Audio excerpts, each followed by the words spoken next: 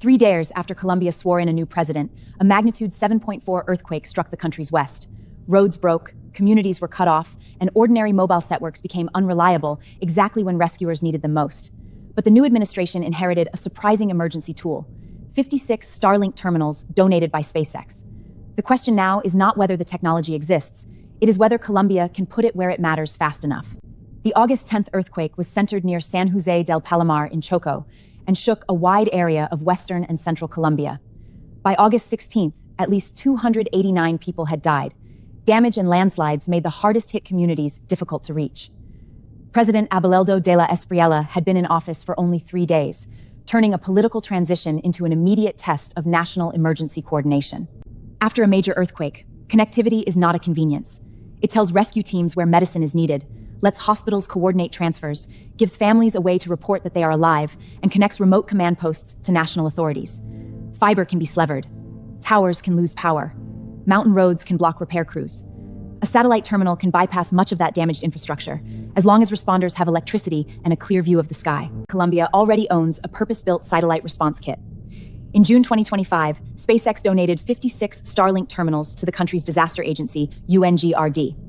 The government said each could be installed in under 20 minutes, cover nearly 300 square meters, and connect as many as 235 devices over Wi-Fi.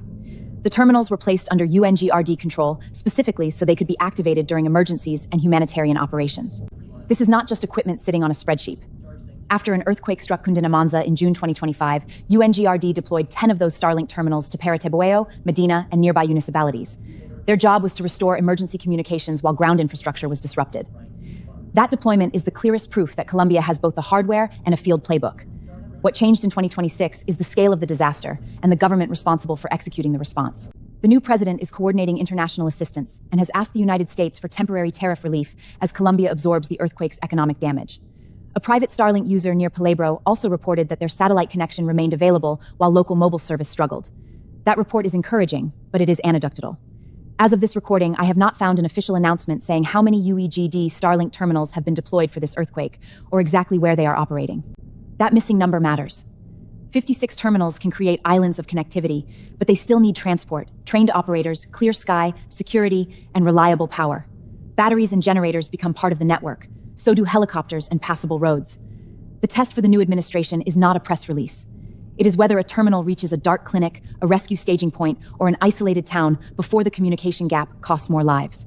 For SpaceX, this is the part of Starlink that is easy to underestimate. The business is usually measured in subscribers, revenue, and satellite launches. But disaster response builds something harder to price: strategic trust with governments. Colombia was already exploring broader satellite connectivity rules before this earthquake. A successful emergency deployment could deepen that relationship, while a slow or poorly coordinated rollout would show that hardware alone cannot solve an institutional problem. Watch for 5 concrete disclosures: how many terminals are activated, which municipalities receive them, how they are powered, how many responders or civilians connect, and whether the service remains stable through the recovery. Those details will tell us whether Starlink is a real national resilience layer or only an emergency backup used in a few locations. They will also show how quickly the new administration can turn an inherited capability into results. The honest conclusion today is simple. SpaceX gave Colombia a satellite lifeline, and the country proved in 2025 that it can deploy it. The new government now faces a far larger disaster, but its current Starlink deployment has not yet been publicly documented.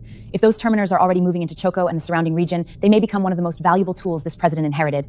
If not, the silence itself is a story. Subscribe to SpaceX Investor, because we will update the evidence when the official deployment numbers arrive.